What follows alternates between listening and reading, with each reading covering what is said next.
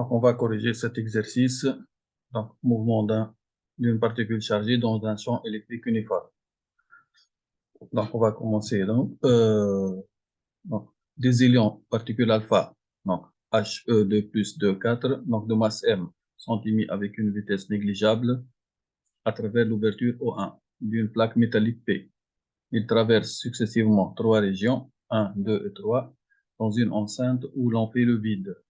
Et dans tout l'exercice, on va négliger le poids. On néglige l'action de leur poids donc sur le mouvement. Donc, on va commencer par l'étude du mouvement dans la région 1, entre les deux plaques P et N. Donc, les deux plaques sont planes, parallèles et ici verticales. Donc, la région 1 est limitée par les plaques P et N, planes, parallèles, perpendiculaires au plan du schéma, entre lesquelles existe une tension UPN égale VP moins VN. On veut qu'au point O2, ici, les ions aient une vitesse V0 dirigée selon O1, O2, c'est-à-dire la vitesse, elle est horizontale. Préciser et justifier le signe de UPN, la tension entre les plaques P et N. Donc, tout d'abord, donc d'après l'énoncé, donc on nous donne cette information-là. Elle va nous donner la charge de ces particules-là. Donc, la charge de ces particules-là égale à 2E, c'est plus 2 ici. Donc, dans tout le problème, on prend la charge des ions égale à 2E. Donc, c'est la première information à tirer. Donc, cela nous permet, donc, Q égale 2E, c'est-à-dire j'ai des particules chargées positivement. Maintenant, comment on va déterminer le signe de UPN? Donc, on va écrire que donc, ces ions seront ramenés de O1 vers O2 sous l'effet d'une force. Donc, la force, elle est dirigée de P vers N. Donc, la force F doit être dirigée comme ça. Comme ça, voilà. Donc, c'est-à-dire, qu'est-ce qu'on va écrire? Donc, on sait que F qui est égal Q fois E.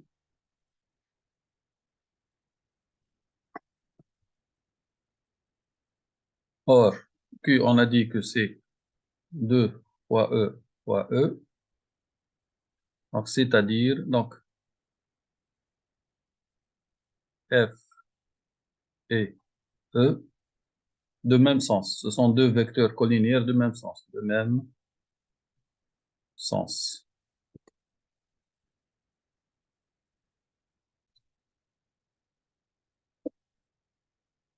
Or, F, donc dirigé de O1 vers O2, donc ça sera de même pour le champ E, c'est-à-dire la plaque P. Donc le champ E se dirige toujours des potentiels positifs vers les potentiels négatifs, c'est-à-dire la plaque P sera chargée positivement, la plaque N sera négativement. Donc c'est-à-dire la plaque P sera chargée positivement et N sera chargée négativement. Or, U et N égale le potentiel au point P moins le potentiel au point N, qui va être alors positif, parce que toujours un nombre positif est supérieur à un nombre négatif. Donc ça, c'est la question petit a, c'est-à-dire UPN, on l'a noté U0, c'est-à-dire on aura U0 dans tout le problème qui sera positif. Donc on passe à la question B. Donc, établir l'expression littérale de V0 en fonction de E, charge élémentaire, la masse M et U0 qui est égale à la valeur absolue de EPL. Calculer sa valeur numérique. Donc maintenant, puisque dans l'énoncé, il nous donne la valeur absolue parce qu'on ne sait pas a priori quel est le signe de EPL. Maintenant, puisque UPN, c'est-à-dire U0 est positive, donc elle est égale à UPL. On va donc dans toute la suite éliminer cette valeur absolue. Donc, comment on va faire maintenant? Donc, on va procéder, donc on va appliquer la deuxième loi de Newton à un hélium. Donc, c'est-à-dire, on aura donc système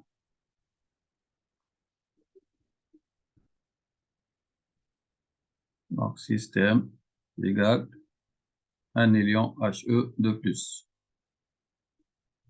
Donc, bilan des forces extérieures, c'est la seule force électrique. Donc, bilan des forces extérieures. Donc, ça sera F électrique, c'est tout. On a négligé le poids. Donc, deuxième loi de Newton.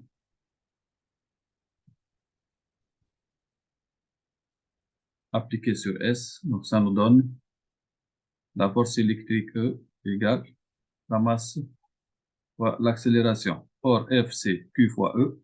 C'est-à-dire, on aura la charge Q, c'est 2E fois E égale M fois A.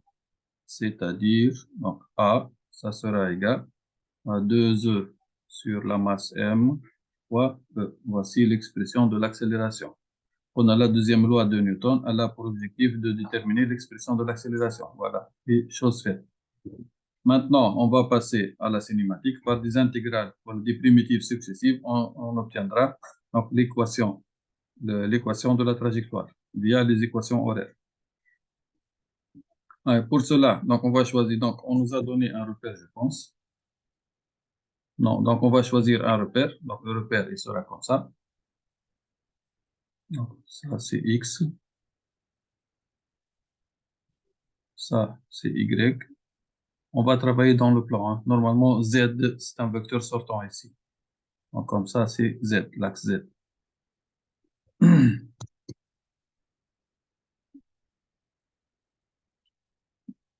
Donc, de toute façon, on n'a pas besoin maintenant de... On nous demande la vitesse maintenant dans cette question, hein. Ah, la vitesse. Donc, c'est ça, donc, qu'est-ce qu'on va écrire maintenant? On remarque que A est une constante. Donc, on a A en norme, ou bien même vectoriellement, c'est 2 fois E fois norme de E sur la masse M, qui est égale à une constante, parce que toutes ces grandeurs-là sont des constantes. Donc, d'une part, on a ça. D'autre part, on a la trajectoire droite. C'est un segment de droite au 1. Donc, ces deux donc, conditions me permettent de conclure que le mouvement est rectiligne, uniformément varié et il est accéléré parce qu'il part sans vitesse initiale. Donc, dans ce cas-là, on peut appliquer la relation indépendante de temps. On aura donc l'état final. Donc, l'état final, c'est V0 ici. Donc, il va arriver en O2 avec une vitesse V0. C'est cette vitesse-là qu'on cherche. Et il est parti avec une vitesse V01 ou VO1 égale à 0. Je vais écrire ça. On a VO1 égale à 0. Il est parti sans vitesse initiale. Donc, qu'est-ce qu'on va écrire maintenant?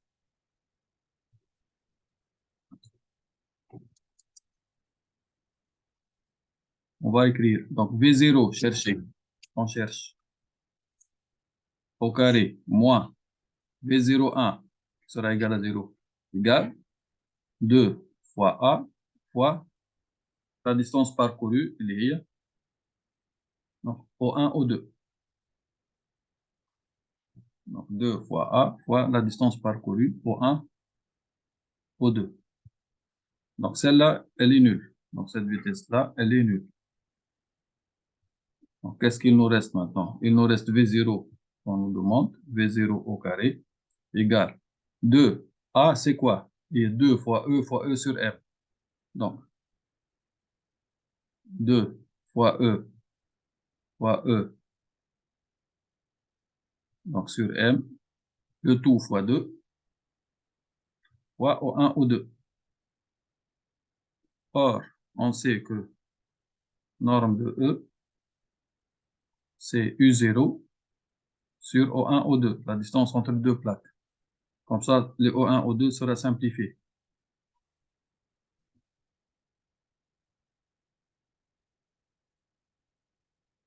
Donc, on aura finalement, donc 2 fois 2, c'est 4 E. Au lieu d'écrire E, je vais écrire U0 sur M, O1, O2, fois O1, O2. Et on va simplifier par O1, O2 Et on a répondu à la question, c'est en fonction de E, U0 et de R. Et donc,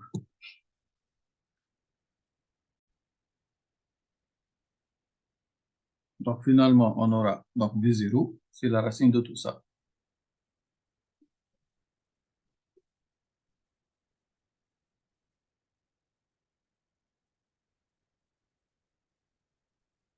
Donc, racine carrée de 4 fois E fois U0 sur la masse M. Donc, application numérique, V0, donc vous allez trouver, regarde, donc après 4,4, 10 à la puissance 5 mètres par seconde. Voilà.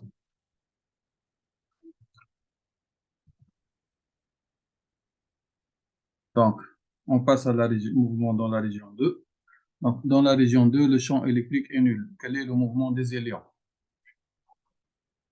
Tout en négligeant l'effet du poids. Donc, région 2, on a E dans la région 2 égale vecteur nul. Donc, c'est-à-dire que F aussi dans la région 2 égale vecteur nul. Donc, c'est-à-dire, on peut dire que élion, les élions, pseudo-isolés, ou bien isolés. Hein. Bon, on va dire isolés tout court.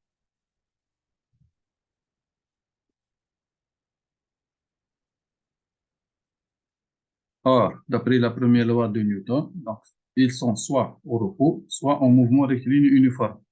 Or, ils sont entrés au point O1 avec une vitesse V0. Donc, leur vitesse est nulle. Donc, leur mouvement ne peut être que mouvement rectiligne uniforme. D'où mouvement rectiligne uniforme. Voilà.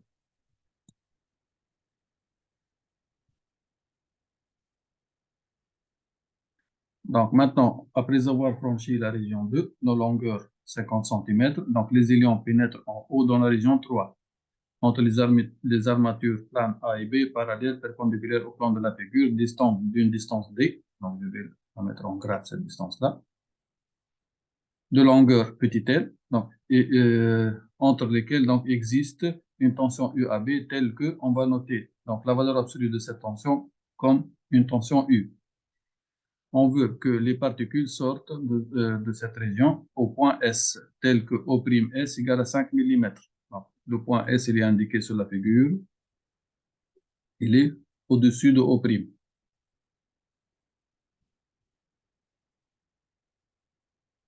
Donc, déterminer le sens du vecteur champ électrique E, supposé uniforme, qui existe dans la région 3, on déduit le signe de UAB. Donc, c'est la même question que pour la première. Donc, ici, rapidement, voici les deux plaques. Le A, elle est en bas, et le B, ici. Donc, voici le point O. Donc, ils vont venir avec O, et ils vont sortir par le point S, et ici, on a le projeté O'. Donc, voilà, comme ça. On va donc appeler ça X, et ça Y, et l'autre c'est Z. Donc, les élions arrivés au point O donc, vont être repoussés par une force, donc il va les pousser vers la plaque B, c'est-à-dire la force, donc c'est exactement comme l'autre. Voilà, la force F, elle est comme ça.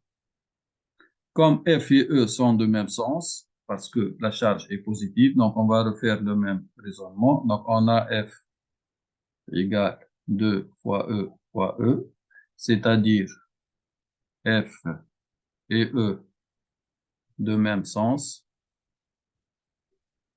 c'est-à-dire donc le vecteur E sera lui aussi dirigé de A vers B. Or, le vecteur E, il est toujours dirigé du potentiel positif vers le potentiel négatif, c'est-à-dire A, elle est portée à un potentiel positif et la plaque B, elle est portée à un potentiel négatif. Donc, c'est-à-dire, donc, A, c'est la plaque positive et B, c'est la plaque négative. Et on a UAB c'est une différence de potentiel, c'est potentiel au point A moins potentiel au point B, donc qui sera positif. C'est-à-dire, donc, et on a noté ça, U. Donc, c'est-à-dire, donc, dans toute la suite, on aura U égale valeur absolue de A à B, qui est positive, d'où elle est égale à U à B tout court. Donc, ça, c'est le signe de U à B. Donc, on passe à la question B.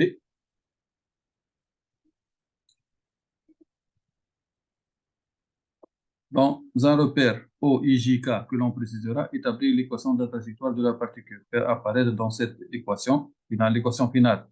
Donc, les tensions U et U0. Ouais, donc, c'est un travail de routine maintenant. Je vais reprendre le schéma. Voici les plaques. Donc, le repère. Donc, X, Y, et le vecteur Z, il est sortant. Donc, ici, on a I, J, et le vecteur K, il est sortant. Donc, K, donc, je peux mettre un point comme ça, et le vecteur K. Et les ions vont entrer au point O avec une vitesse V0 horizontale, comme ça. Voilà. Le champ E, il est, donc ça, c'est la plaque A. Ça, c'est la plaque B. Et ici, on a le champ E. Et les particules, donc, comme vous le savez, donc, ça sera un mouvement parabolique, voilà, comme ça. Et elles vont sortir par le point S. Donc, on met les conditions de travail. Donc, qu'est-ce qu'on va faire? Donc, donc, système égal. On va travailler sur un ion. Kiff, bilan des forces extérieures. Donc, c'est la force électrique seulement. Une deuxième loi de Newton. Appliquée à un ion. Donc, elle va me donner donc F électrique égale à M fois A. Donc, c'est-à-dire 2 fois E égale M fois A. C'est-à-dire, donc A, ça sera égal 2 fois E sur M fois E. Voilà. Maintenant, on va faire la projection, donc la décomposition du vecteur A sur la base IJK. Et par des primitives, on va aboutir, donc, comme d'habitude, donc, à l'équation de la trajectoire. Donc, on a donc, E, c'est un vecteur parallèle à J, c'est-à-dire il aura une seule composante selon J. Et il est de même sens que J, c'est-à-dire on aura A sur l'axe des X, c'est 0. Ici, c'est 2 fois E fois norme de E sur M. Donc, 2 fois E. Norme de E, je vais l'écrire E tout court sur M. Et sur la base K, donc c'est 0. Ouais, on va procéder à des primitives successives.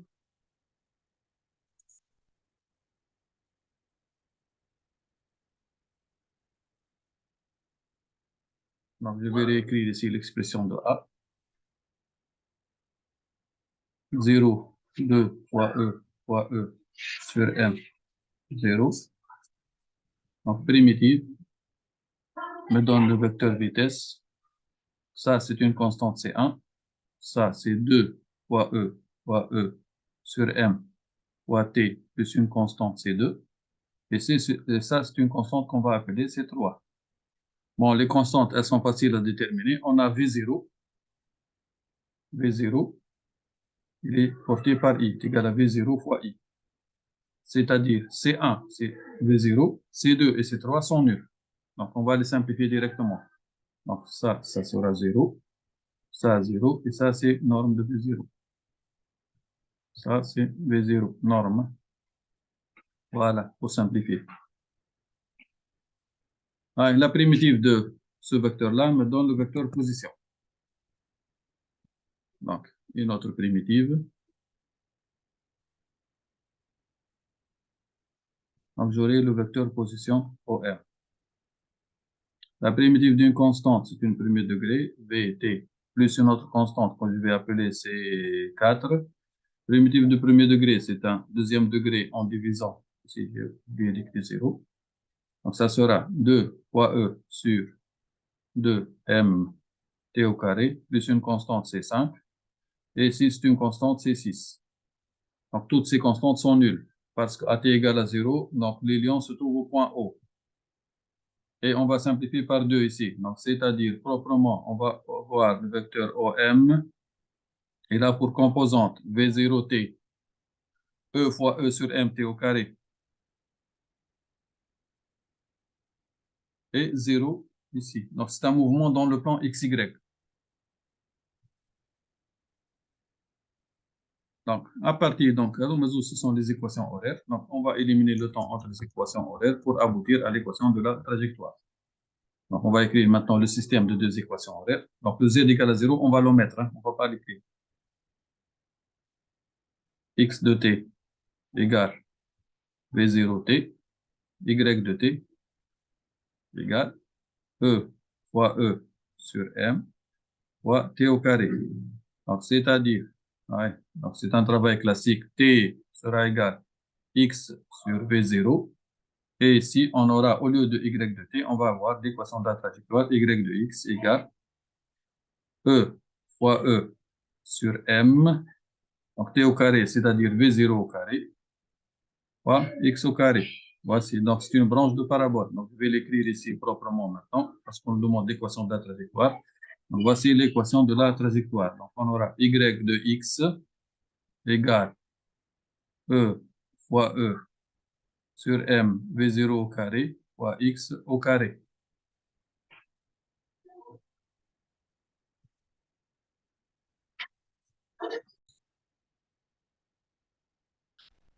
Bon, maintenant, on va introduire E et U et U0. Donc, on a E.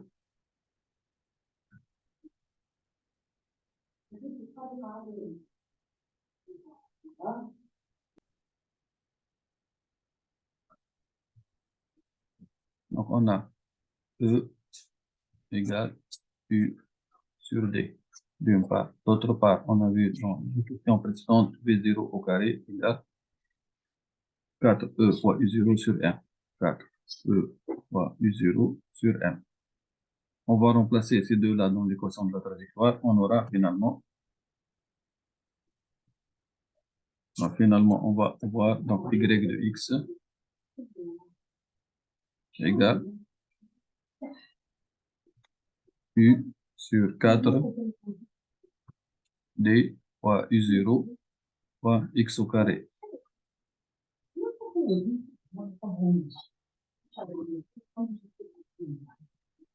Donc maintenant, quelle doit être la valeur de UAB? C'est-à-dire la valeur de U. Attends, il y a une question. Donc, pourquoi? Pour que les particules sortent du point S. Il ne faut pas oublier ça. Donc, quelle tension doit-on appliquer entre les plaques A et B pour que les ions, à leur sortie, vont sortir du point S? Donc, quelles sont les coordonnées du point S? Donc, les coordonnées, n'oublions pas que les coordonnées du point S nous a donné ici. Donc, O'S, c'est Y, c'est ça, c'est 5 mm. Et XS, c'est toute cette distance-là, qui est petit l. Donc, ce point-là, il a, donc YS, c'est 5 mm, là voilà, c'est O'S, et XS, c'est tout ça, c'est-à-dire L. Donc, on va utiliser donc ces données-là.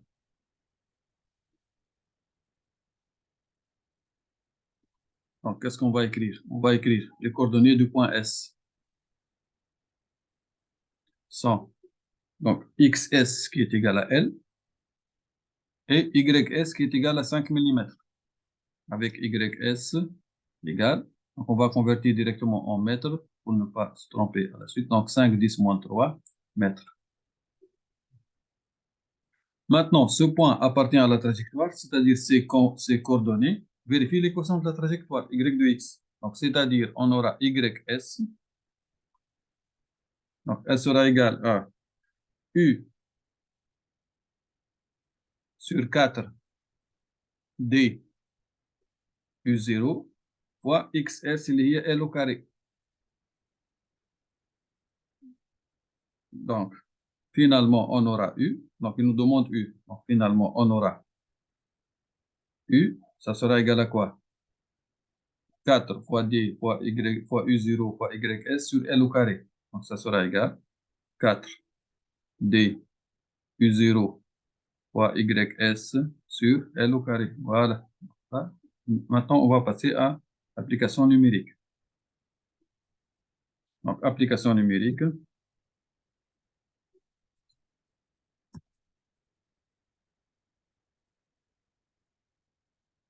Donc, application numérique.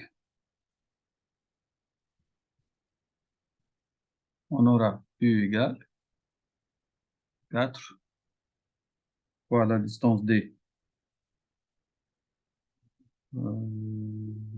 Donc, 4 fois YS qui est égal à 5, 10, moins 3.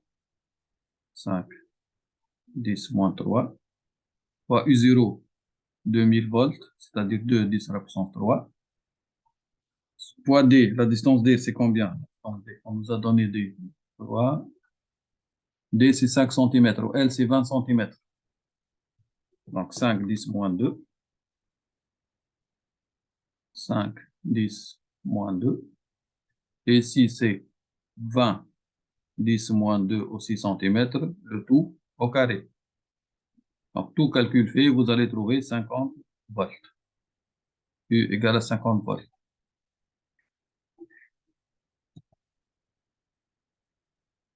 Donc, maintenant, on demande de déterminer la durée du trajet entre O1 et S, c'est-à-dire donc toute cette durée-là. La durée de ce parcours-là, de tout ce parcours-là. Depuis O1 jusqu'à S. Donc, on va donc décomposer depuis O1 ou bien O2, j'ai oublié. Hein?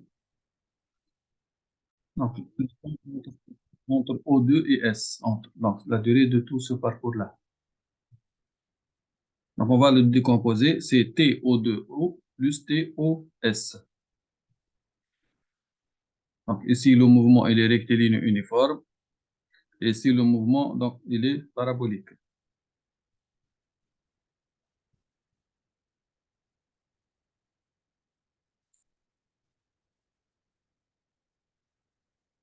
Donc, on va écrire T O2S égale T O2O plus TOS. Donc, c'est-à-dire, ici, c'est un mouvement rectiligne uniforme, c'est-à-dire, ça sera L majuscule sur V0. Et ici, à partir de l'équation horaire de X, on peut dire que c'est L petit l sur V0. Donc, tout calcul fait, on trouve à peu près 1,6 10 à la puissance moins 6 secondes. Voilà. Donc, j'espère que vous avez compris l'exercice et merci.